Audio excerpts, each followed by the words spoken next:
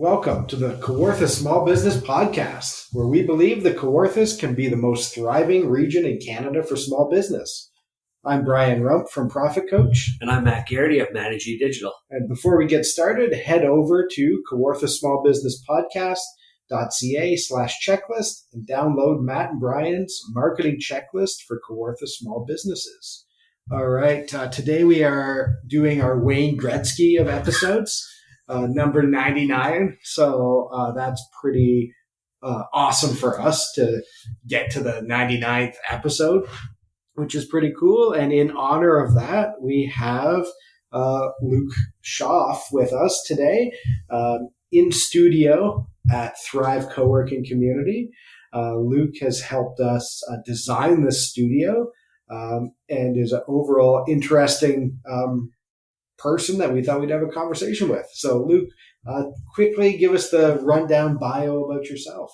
Yeah, my name's Luke Shauf. I grew up in Little Britain and moved into Lindsay for high school, so local Kawartha guy. And then after university, came back here, was in a local band called the Kents, which eventually changed to Heaps. Are they like the Strumbellas? Or like the Strumbellas? Yeah. Like 1/5 of the Strumbella, no, not even 1/5, like 1/20th of the Strumbella success is the Kents. Actually, streams by, yeah, no, 1/100th of the Strumbella success was the Kents. But no, did that for a few years, and then now I've left that October 2020, and then was running my own photography business, Luke Shaw Photography, for a couple of years, and then just last year launched Morning Cup Productions. I didn't realize you had that before Morning Cup. So you had like your own thing. It was just like super hush hush. I was doing it, what was I doing? I was running, those band years are such a mess because there's like band was almost full time in the sense what I was putting into it. And then like Luke Shaw Photography was what I was supplemented it with. So I was kind of doing band, and I was doing photo work as well. Were you doing video for that too? No, not much video. It was mainly photography. So yeah, kind of got using a camera, got comfortable with photography first. And so yeah, Luke Shaw Photography was, like some headshots and a couple weddings here, but then it was mainly like kind of construction and real estate photography. Yeah. Morning Cup's more videography, right? Morning Cup's more video. Yeah. Yeah. So Morning Cup, I realized with Luke Shaw Photography, one, with the branding, whenever I mention I run Luke Shaw Photography, it was, well, I don't know anybody who's getting married, and I don't need a headshot, so I have no use for you. And I really wanted to work with businesses more, and then I really wanted to do more of my video work. And so Morning Cup was that. Technically I still have Luke Shaw Photography going over here with like photography stuff, but Morning Cup is like the main gig now with providing businesses, organizations, and artists with video and photo content still. Nice. Yeah, because I always think of Morning Cup as videography first, and like the photography is just another smaller element that you offer. But yeah, no, I still love photography, but yeah, no, like video is kind of Morning Cup's bread and butter in some sense, and then and then as well, like I think the cool thing that we can offer is like if you want a video but you also want photos for your website or whatever, we can just do that all in one, right? So kind of like what we did with Thrive. It was 2 days. We did the headshots on one day, and then the other day was I did the interior photos here and the video. So kind of can offer discounted rates as well with like I don't have to come in twice you don't have to bring in somebody else to do photos as well. Like we can just knock it all out. Yeah. One project, yeah. Did you ever expect that you'd go from the band to your own business right away, like being a small business owner right away?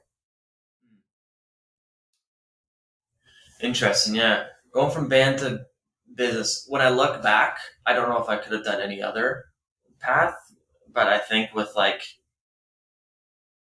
no, because I think for the first few years of the band, I was putting off getting into ministry, right? Because so I had studied like theology, and I thought like coming out of high school that I was gonna get into some sort of like pastoring or missions or I don't know, or like academic theology kind of thing. And on the path to being the Pope one day. Yes. Yeah, it was a whole power, a whole pursuit of power. But no, so then like, yeah, like in my first year of band, I was still invested in that. Like I was applying for my master's, got to the point where I had to pay, and then backed out. and so that was always the fallback. But then as I was going through band, I was frustrated that we never had enough social media content. Mm-hmm.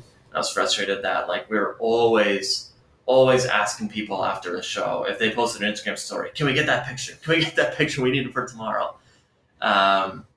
And then we also had a buddy who made some videos for us, which just blew my mind. Yeah, it was really cool, and it really helped our marketing for our second record. So then I picked up my sister's camera. I was just convinced that I'm going to start making our own content, and so then I did, and then I realized I loved it, and then I just tried to make a business out of it. And so now looking back, I think it makes all the sense in the world that I went to do my own business, because I think I'd really struggle within like a 9-to-5 job in some sense. Like I think I'm a little more sporadic or chaotic. I really like to have my hands in whatever I'm doing, and so yeah. So no, I to answer your question, I didn't know that I would do it, but it makes all the sense in the world, I think, to run my own business. It sounds like it makes sense now, because at first I'm interested. I don't know a lot of artists, but I know a lot of creatives that do design and all these things. And business is not really the thing that they're best at. They're very good at being creative. It sounds like that's very similar with artists and musicians. So to hear like someone like a musician going from a band to a business kind of sounds like you're betraying the band. You are like joining the man. You're becoming the man. Like these old school thoughts from the 70s, right? But like it's interesting how you described it there, where you saw there was a problem throughout the time of the band from a marketing perspective, and that was driving you crazy. And I think that's what most business owners and entrepreneurs, like good business owners, that's why they're starting businesses, because they see that there's a problem and they're trying to fill it. Yeah, it comes from that sense of frustration. And that's what I love about, we turn every episode into a marketing episode. And, in marketing and business, we are the guide in the story. Guides have empathy and authority. And it's just a great empathy where you come from, where you're there frustrated with not enough social media content or not enough just content for the band. So you went and did something about it. Right. And, I want you to maybe tell us a bit more about that, because if you can take yourself back to that point in time and like expand on that frustration, because I think that's what you're, ultimately your business is trying to solve that for other businesses, and more people need to know about that. But let's talk about that frustration for a little bit. Yeah, I know for sure. It was a mixture of frustration and inspiration. I think the frustration came from where, like with the band, it's all marketing in some sense, like because you're not actually offering anybody a service other than like an enjoyment kind of thing, right? And sometimes you have to convince people that they do enjoy it, right? Like the story I always tell, and I think I told you guys before, is like the Kents, we released our first song, The Stakes, and it did like pretty well off the bat. And so somebody we could see on Facebook shared it and said, this song's great, like this band's great, like watch out for them, kind of typical post. And then somebody commented on that post, like, nah, man, like they're not that good, like they're not going anywhere. And And so then a couple days later, the Stakes was featured on Hockey Night in Canada it was like the opening montage for Game 7 of the Eastern Conference Finals. And so then there's a video for it. So we shared the video. The same guy shared that video and tagged the other guy saying, "What do you think now?" And the guy was like, "Them apples." The guy was like, "Okay, I guess they're pretty good." So it's like convincing people that like that you're good. And so yeah, marketing was huge and video was huge. And video was always that thing where it's like you want to do more, but as a band we weren't making money. And so it's always sinking our own money into like wanting to get this video done or that video done. And so and we were broke in some sense, right? But then there was that frustration of that consistency for social media. It's one thing to like we could always find the funds to pay for like the promo videos for a record or for the music video or there are grants out for that and everything. But then it was that social media, like we really wanted a good social media that we were proud of and that felt represented our music well. We wanted a high quality social media, and it was frustrating that one, like not having enough content was one, but then two, having good content. So there would be that person at the show which would take a cell phone video of our show. We can't post it because the sound is blown out and it's shaky and and it's just not a high enough quality video for social media. Yeah. So yeah. And so finally it's just like, okay, I'm learning how to do this, picking up the camera, and then like let's do it ourselves. And then which opened itself to a whole other multitude of possibility for social media, where when it was only we were just posting live like pictures of our shows all the time, all of a sudden then we're posting cool pictures of our van, like us traveling in the van, on tour or whatever. We're posting a stupid picture of like somebody with a donut and a coffee in the town we're at or whatever. And then it just opened up the realm of like the market we could do and the connection we could kind of foster through the social media and through our followers to our band.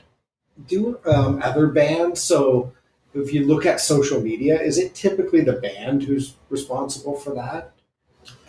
Do bigger bands who may be on labels, do social media stuff? I'm just curious. I think it's been interesting. I think we've seen a shift. So when we first kind of started in 2016, there's that mixture of bands, whereas like there were the bands which were taken on doing themselves, then there were the bands which clearly just had like the the label doing it for them. And we always thought out at the beginning, if we can just hand this off to somebody else, Yeah. like that'll be the day in which we know we've made it or something. Yeah. But then it's been interesting over these last 6 years. Every band that I see, like at least that like I don't know, but I think the big bands have labels. Like the artists who don't have to do the grind, I think they have labels controlling it for them. But I've seen the transition where it's like more and more bands are, doing their own social media and write their own captions, just because there's such I think, power in it for fostering connection with your audience, and just a huge possibility to then like, there are bands that I've stumbled across on social media where they just look really cool, and so I've listened to their music, right? And so it's also that funnel in some sense, right? If you can be like, whoa, this band looks like they have dope pictures from their like backstage and from this huge crowd and everything. Who are these guys? Like I think for bands it's a huge area of discoverability now, and I think too, just from my own like exploration of different artists, there's it gives authority as well. Like if you're in a van on a tour, it's like, oh, they're a real band who's like on a tour. It's not just a few people who are playing down at a bar every now and then and they really only know a few songs. and they're not really that good if you listen too hard. But when you see that, it's like, oh yeah, maybe I'm gonna listen to them or check them out. Yeah, a little bit it's more. those weird things of legitimizing factors that people love. Like we found, like by far the content that did the best on social media was like when we posted like, look at this crowd, or Yeah. or like we got on this festival, or like those areas which affirm with the follower that okay, other people also think that this is good. Yeah. Those were huge. Those were huge. So in some senses, the best marketing, like pieces that we got were we got on Hockey Night in Canada. We got a montage on the Pyeongchang Olympics. Oh wow. We opened for Sheepdogs. We played this festival here, kind of thing. Those were the posts where people like, yeah, rock on, guys! Like we're reaffirmed within our support of you. It was like, cause we in some sense we could tailor like, like do all this work on a music video, and people are like, oh, cool. But then when it's like, whoa, these guys did that, those are a lot of times the like biggest boosts in some sense of like, oh, like they've been legitimized in some way, which is the really frustrating thing about being in the industry. That is too. like that's fascinating. Like human behavior, how we talk about like we all love the underdog, we love the underdog story, but the way you're describing it, I have similar feelings about business things where people don't always want to throw their support behind something until they know it's. We only think we love underdogs, but we actually love we prefer Goliaths over the Davids, right? Yeah, we want to support something because once we find out that it's cool or that it's going to be around a while. And I've had these conversations with people about Thrive and the Monday morning coffees, and they're like, "Wow, how's it going?" I'm like, we had a couple business owners like every week come. Last week we had the first time ever we had 2 different businesses in here, but I think it's going to take time. It's going to be patience, where it's like a year every single Monday. And then after a year, people are like, okay, this is still around. Maybe now it's time for me to support it. And it's just so interesting, like hearing what you talk about, like the same, like similar behavior. Yeah. Like, why don't they like it? And this is probably where the frustration with some bands comes in. Is like, you're probably like, why don't they like me for my music? Why don't they like me because of this? Like, but all of a sudden, even you said like, oh, you're on Hockey Night in Canada. I was like, oh, that's pretty cool. And now I'm more interested. But like, why is that? Yeah. No, I think it's like I'd imagine you guys would see the similar thing where it's like people actually being able to understand what you do, or they have like a concept of what you do, but there's not the full understanding and appreciation of what you do in some sense, right? So I imagine with both of you kind of being in marketing, people have a preconception around like, oh, marketing is this, and I don't need you because, like I got all this over here, and it's like, but you're not understanding all the work that goes into SEO or messaging, or or like all the potential that's there. And then as well, like it's like, oh, Matt or Brian, like, oh, these 2 guys are, what are they, kind of thing, right? Which I think is like interesting. That I think you see businesses legitimizing themselves all the time when they put on their websites who they've worked with. Yeah, I think that's the same thing. That's like a band is like, we were featured on Hockey Night, like we had our spill where it's like featured on Hockey Night in Canada, like, we're have this many Spotify streams, we got this and this and this and everything. I think it's the same thing most businesses do with their website, where it's like, we've worked with this brand and this brand and this brand and this brand. So you can trust us that we actually do good work. Because do people, if you put up a portfolio, do people, what are people's conceptions of that, right? Like even with my video work, I think most people with a video photo, you can look at it and decide if you like it or not. Mm-hmm. And so I think photo and video is one of the most simplest places for people to look at your portfolio and recognize if they like your work or not. Mm-hmm. With marketing, that's more difficult. I say it's impossible, but yeah. It's impossible. How can you put your and I see some marketing and advertising agencies which do, like, they try and spill data in the sense of like, they were getting this much website traffic, we boosted this much website traffic. But what's maybe more effective or appealing is, oh, we've worked with this brand and this brand and this brand. It legitimizes you to the potential client. It just, like, I feel like it's like a level of trust in some sense. Where Yeah, it's a trust and authority, and I think it's neat because like some of it's, I think, smoke and mirrors, right? Where it doesn't necessarily say it, but it's what people recognize. So it's like in a band, you almost have to say it. Like, oh yeah, we were on Hockey Night in Canada, where you might be way more proud about a show you did that attracted X number of people. But you have to say, well, Hockey Night in Canada, because more people are going to maybe recognize that, and it draws them in. yeah, and also our path to Hockey Night in Canada wasn't based on merit Yeah. either.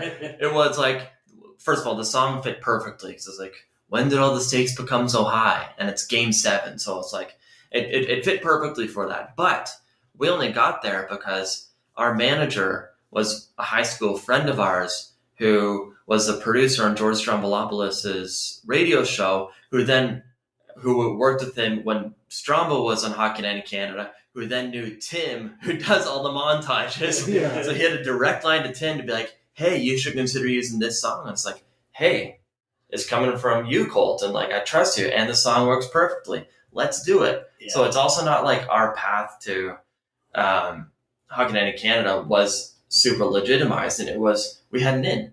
I think what's really cool about that story is that's the same with so much, though, right? We might assume, oh, this is merit based, but there is like who you know or those connections. And the other thing about that is if the song sucked, it wouldn't have made it there, right? So you get the right person who opens a door. You still have to walk through that door, but there's still a door being open. And that's just how it is. Like the guy doing that montage is probably not paid enough to sit and listen to music for days and days and days. It's like, oh, bring me something new network of people, which I think is a cool part about business as well, because that's how you get to work with, brands. And I think too, marketers are like, I've worked with, and they'll throw out like a Fortune 500 company. And they did like one thing as like a subcontractor to a subcontractor once. And like, hey, I worked for Coca-Cola. And it's like, you didn't like draw the Coca-Cola logo and you didn't really do like work for them, but you're making it look like you did sometimes. So we've all, I think, done that a little bit. I know I've worked with some like big brands like that. And it's almost funny. Like I usually won't talk about it, but sometimes I do, and then I'll talk about the ridiculousness of like the thing I actually did for them, which is kind of funny, but it's all marketing and it's legit authority, but then you have to deliver on it, which is what you have to do with you have to have a song that fits. Right? Yeah, no, for sure. And at the end of the day, like you can have that in, like say for the band, I had that in Talking in Canada, and it got on. It has to be good enough to get on. It has to be recorded at a high enough quality to be able to, be broadcast on CBC. And then it also has to be good enough that people will actually want to listen to it. Yeah. Right. Like music is such a personal taste. Nobody gets tricked into listening to a song. Really. Yeah. Like you generally are just going to listen to songs that you actually like. I think actually liking it sort of loops back to as a band and a good training ground for entrepreneurship, marketing. I think when people hesitate about going to a show, it's like, will I like it? It's like my entertainment budget is X dollars and X time. So if I'm going to spend money and devote time to go to a bar or go to a show, I want to go somewhere where I like it. So you need those pictures of the crowd to be like, oh, does that crowd look like me? Friend of the show, Kyle Chessman, who has GRB Productions, puts on some pretty cool shows, has had some pretty, I think, neat bands that are very, I would say, probably niche crowds, but his shows sell out. But you see the picture of the band and the crowd, and you know the vibe that show is. And I like going to some of those shows because it's not totally my personal vibe, but it's cool and they're good. And there's enough people who are like, they're traveling to see some of those bands because it's kind of niche, but no one's going to go without seeing those pictures. And Mhm. people are like, oh, what's this band like? And then hey, it's a harder rock type of band. It's not a country singer with an acoustic guitar. He's done those shows too, but you have to really show and tell people what it's going to be like. Yeah, and it's interesting. I'd be curious where you guys see it in your industries, but like the music industry, it's obviously like there's so kind of like Kyle with GRB Productions. He's bringing in bands that he likes and is establishing a trust as a promotional company that you'll like it too. So he's a tastemaker. Yeah. Right, and the music industry is full of that to like some ridiculous extent of all these levels of tastemakers where they have all the power in the world in some sense or in the industry to make or break it to some extent. There's people they put huge amounts of money into which don't take off, right? So there's still that fairness element, but there is like that position in the industry of those people which their whole job is to kind of like they're curating what you're going to see, right? It's why like if we look back over like history of rock and roll, like Ed Sullivan's show would have been like the place to be on, right? So it's like I get on this show and then I'm going to make it, or different shows like that or different events, which I think is pretty interesting, and it's hard to break through it. You also said something neat, like sometimes they invest a lot in somebody and then people just don't like it. Yeah. Which is a kind of cool stories as well. Yeah. Sometimes. Yeah. No, there's still that like that fairness element where there's tastemakers and you can put all this money into it, but the public is still going to have to take to it. They're still going to have to like it. Yeah, which I think is really neat. Again, talk about music, and I'm not a big music person, but I love the stories where it just doesn't work. Sometimes I know there's there's the Simpsons episode that is the parody of it, and it was like the other puppet on the Krusty the Clown show. It was like Gabbo is coming or something. Yeah. But that was like somebody who was going to be a competitor to Elvis. And it was like so-and-so's coming. And it was this big marketing campaign to like, the best thing since Elvis. And this person's going to, just completely take over Elvis. And they put all this like promotion into it. And then it just didn't work, which is really kind of cool. Yeah. I think that also kind of back to like my motivation with video work and everything. The other, I think, trauma that I have from like being in a band in some sense is all this effort and money and time into this video, which is going to be the solution to all of our problems, and it not being that. Yeah, right. Like I love that story. We've done episodes. We talked about like, oh, I hear video is good. And there's a lot of businesses who are like, man, if I just get a video, like it's over for everyone else. Like this video is going to light my business on fire, right? And I always say, like, first of all, when was the last time you like watched a video and were like, I got to give money to the business, so it's not necessarily the savior. But I love your frustration with that about, it's like one video is going to solve all of our problems. Mm-hmm. Yeah, we struggled so much with video as a band. I think it's one of our weakest points was like we did pretty good first music video and our second music video. Like we're doing pretty well in our first year. So we got back when Much Music was a thing, we got like a grant through that. So it was like our first 5-digit music video. We got this guy who was literally award-winning music video director and producer, and hired an actor for the first time, and like came with the concept and took 2 days to shoot it, and it was like, the trajectory's going up, and then we sent it. It's a silly music video, and we sent it to Much, and like the contract obligation, the contractual agreement was we're playing it on our station first, and then you guys can release it, and it's going to be, and we're going to play it this many times or whatever, minimally, but it's probably going to be like in prime time and this or whatever. And we sent it to them, and it was something like, okay, yeah, we'll put this on at like 11 at night once, and then you guys can just post it whenever you want. It was just like, ooh, like it was like, this is like, by all means, it's like, oh yeah, like we got a grant for this. It's not our money. It's our biggest budget yet. Or, like producer, award-winning guy, like this is sure to, like launch everything. And it was like, it was in the industry, it was like embarrassing for us. And in some sense, it was a bit of a gut punch where it's like, oh, and I think that rattled us, like to where like, I think we felt so uncool in some sense. And then all our next music videos, we're trying to be cool, but we're not actually putting ourselves out there.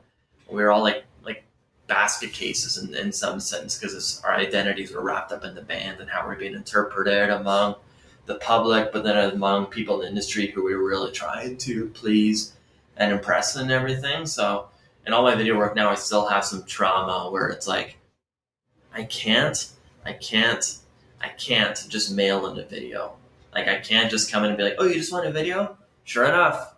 Here's a simple little video for you. Like it was fun, bye. It's like I can't just make a simple video. Like I have to, my conscience can't let me not put in the work to try and like make it like an effective video. Because there's one element of just getting a video done, then there's another element of making it so that it'll actually have an effect with your target audience. I love that story so much for several reasons. And, one, I think when we link it to entrepreneurship, there is a consistency and a grind and a patience.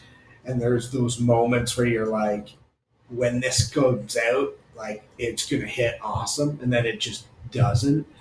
And you guys had that with that video. And I remember, I think, looking forward to that video because I love local musicians. I followed, you guys, Strumbellas, there's other, bands I like following. So I'm like, I'm going to give it the view and I'm going to watch it. And I do remember just bits of it being like, I didn't love it, right? It wasn't like, oh man, this video is so awesome. Because, I think there's a few that come out and you sometimes think, well, music videos aren't what they were before.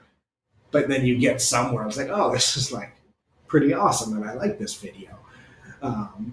But that disappointment and letting it affect you and sort of unpacking that, but then using that frustration to build a business around it is what I love. And I think that's what sets you apart, is picking those projects where you can help people avoid what you went through. And like that, to me, just is a great place to be starting a business. And now having that experience, that disappointment, like trying to avoid it, but then also growing and like working through that when it happens again and just trying to make that next video better and not phoning it in, which I think is really good.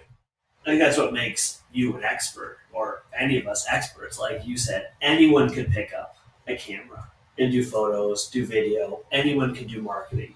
That's why people think that they can do social media and their nephew can do social media. Anyone can be a business coach, but that's what I think separates anybody from an expert, is being able to put like all of it into them. And I think it's really impressive with you that you're somewhat new still to videography, but you're able to know that right away and like hit the ground running as an expert, way ahead of where I was, for instance, with marketing. Like I hadn't done any of this stuff really when I started. So I was learning everything at once. And at least like you've got that depth path of videography actual part of it, which is cool. Mm-hmm. Yeah, no, and like the band was a training ground for that as well. Because then like my last year in COVID, we had spent two and a half years writing, recording, producing, and developing our first full-length record, which was like our baby. And we had just gone through, like we had changed our name from the Kents to Heaps. And so we had just gone through a whole rebrand. And then, 2.5 months after we rebranded on January 1st, released one song. Then COVID hit like March 13th. Mm-hmm. So like we were like a dozen shows into like, our new band or whatever. And then we still had to release a record that August or whatever. So then that was like the training ground for really picking up on. Like I'd been doing video in some sense before that, But then that was the training ground where it's like, oh yeah, like we're social distancing or whatever, so we're doing everything ourselves. Like this whole release is us doing it ourselves, and then that was when we really had to like figure out for ourselves like how we're releasing it, what's their narrative around we're releasing it, and it was a grind for developing that whole marketing campaign, and then like having to make our own music videos, having to make our own little documentary YouTube videos as well. It was all me, and so like, and in some sense, that was like a great training ground for like hitting the ground running. Of okay, how do we make videos which will actually benefit us and will push us further along to where we're trying to get to. Like we got the records releasing next month. What can we do to try and get more people excited about it of our followers, and then maybe also attract new followers as well. Yeah. Yeah, not enough people know that you exist, and not enough people remember that you exist. It's just a marketing problem. Yeah, like music, and it's always been and probably always will be marketing. And I think there's a big mix. Like anything, there's like the massive brands and the big bands, and the Taylor Swifts and the mega stars who have got there and they're doing that. But then there's also like the grassroots small businesses, the middle class, where you're on the bus doing it yourself, and maybe you hire someone to help with some editing or posting or some of that, but it's all marketing, right? And the people who you have to have a good product, but then you have to market it so people see that you're coming to their town, or they're excited to like go seek out a festival where you're going to play at. Yeah. My one biggest regret, I think, that we started pursuing, but I had to jump ship before we could fully pursue it, would be YouTube. That was that was where I was seeing us like going in like a COVID world, but then also an independent world, and in a place where we're marketing and trying to, foster connection among audience to band. I always think back to like if we did like post weekly YouTube videos and like vlogged what it's like to be a band, and did challenges around like we're 5 days to write a 5-song record kind of thing, like that kind of stuff, and kind of using that YouTube channel.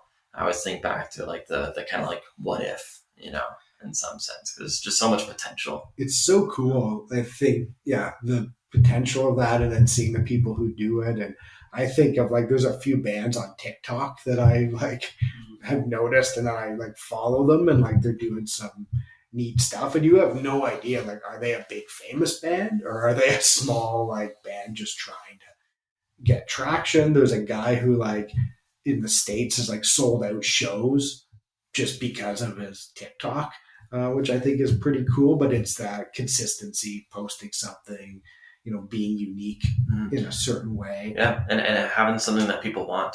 Yeah. It's just kind of like yeah, I think that's one tough thing, especially with bands, for instance, is like we want to, why, like Heaps is kind of coming to, all right, I don't know if I should say that, all right, well, whatever, like, but like, with like the wind down of my music career was like we went to Heaps, and that was our artistic decision, and so we wanted our cake and eat it too, in the sense that we wanted to have a full-time job doing music. And we wanted to do music exactly how we wanted to do music, not how anybody else wanted us to do music. And we didn't get the opportunity to do that. And where was I going with that? Where my brain's going, you're sort of talking about giving people what they want. And I think it's like a business. So many people open a business and they're like, I want a business to run this way, and I just want to do this. And, then they're surprised if the market doesn't want that. And sometimes it's not enough people know you exist. And some people do want it. You just haven't reached them yet, or they're a small percentage and you haven't found them. So it's a marketing problem. And then other times it's not what people actually want. Or you've taken a customer base who wants what you're giving them, and then you completely change it. And they're like, what? I don't actually want that anymore. And you're like starting from scratch trying to find the people who do want that. Yeah, no, for sure. It's I think it's easier, like with the music industry, since the return is so always around the corner. Like, I think artists are more prone to keep the purity of it, and I think there's also a culture around, like, the people who are keeping it pure look down on the people who are um who are contradicting themselves or compromising themselves in their art by tailoring for it to be successful. Yeah. And I think generally in a typical business, right? So like the band, we didn't make a heck of a lot of money, and so we didn't always see that return. But it was always built on like the potential of what could be. Whereas like if you're a business and you got to make money, and money's not coming in, that's a much more like you're in a position where there's not the purity of like, I'm going to maintain the purity of my work. It's like, no, I want to make money, so I'm going to figure out how to make this work so that money's coming back in. Which is interesting because in a lot of businesses it is that, well, profit's just around the corner. So Mike McCallowitz in his book Profit First talks about that. Profit shouldn't be an event, and there's a lot of people who are like, if I just make this next sale, or if I just do this one thing, like it's always, in the future, but never happens right away. So there's so many neat parallels like that with music. Yeah. The music industry is this weird, we went on to, it was really cool. Like music, being in a band was when we first learned like the difference between gross and net profit, like that kind of stuff, or how to get people to want to, consume your product.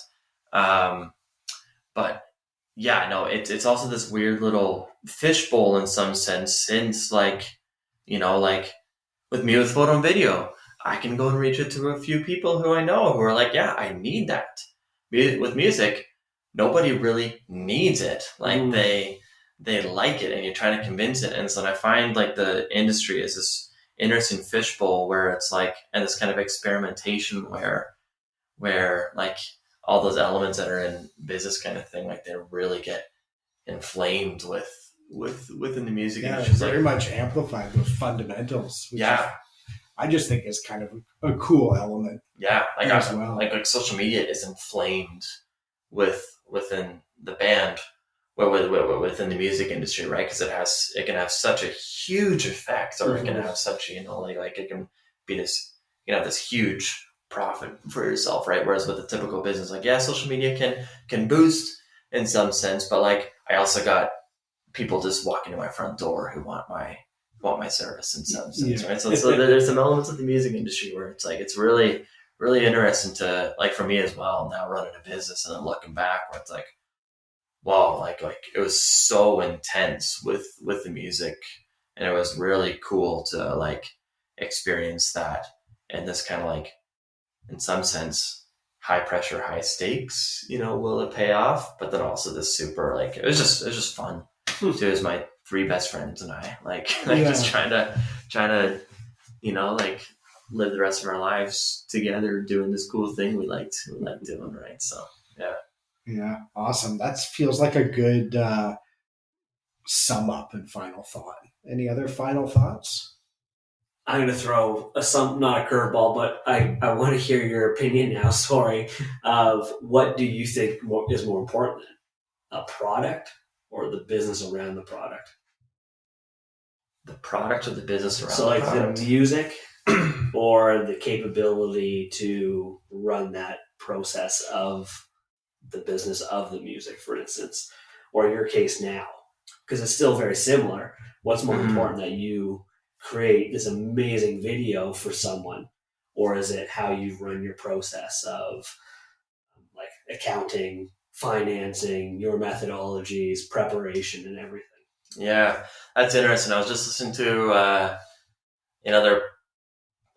podcast last week on like an interview with like this guy who was like the former president of Nintendo, and he was kind of talking about it, and it kind of matched up with my experience too, where it's like you got to have a good product. Yeah. But then like if you don't market it well, in some sense, like so he was talking about the Nintendo Wii, whereas like the Wii's a great case for they purposely didn't have the best graphics.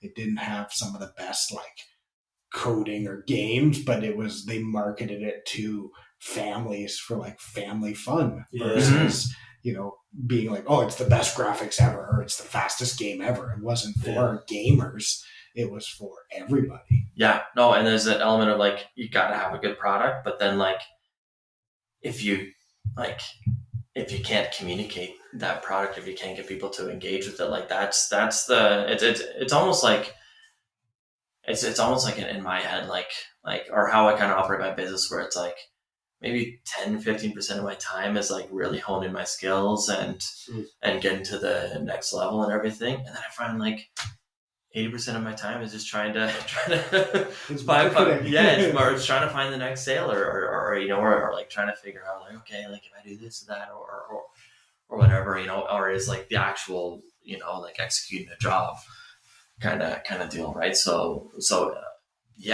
like, and I think back to, again, fishbowl of the experience in music industry kind of thing. Is like, I believe with all the music that Kent and Heaps wrote, like I stand behind all those products, and especially Heaps. What is Heaps is the record, which is like my baby. It was the Kent's has like the 6 million streams, and Heaps only has like 200,000 or something, right? Both, I would say, product is the equivalent, and maybe in my view, the Heaps product is better. But we didn't do as good of a job around, like, I think with the Kents, we had that boom, Hockey Night in Canada right away. We had the storyline of these 4 guys from small town Lindsay, like, whoa, what the heck? Like, who would have thought that, like these guys could have come from here and everything. And then Heaps, we just didn't have, when I look back, we just didn't have the business behind the product in the sense, right? We didn't have we tried and tried and tried, and it was a great learning experience through the failure. Through the failure of the record. But we didn't have the business around the product, and so it failed. So great that we had a cool product. I like to listen to it every so often still, but then the execution of it and the audience we were targeting and not connecting with anybody, that was what did us in. That's awesome. That's a good question. Yeah, really good question. Yeah. All right. Well, if you have a business and you are struggling for people to really understand what you do, and you think you'd like to talk to Luke about some marketing videos and sort of tap into that frustration that Luke's felt. If you have that in your business, you have someone who's working very hard to help you overcome that. So reach out to Luke. We will post some links to his website in the show notes. Otherwise, if you'd like to be on the podcast, if you want to talk to us, we'd love to help you start, grow, or recharge your business. You can find us at kawarthasmallbusinesspodcast.ca or send us an email right to setitup@kawarthasmallbusinesspodcast.ca.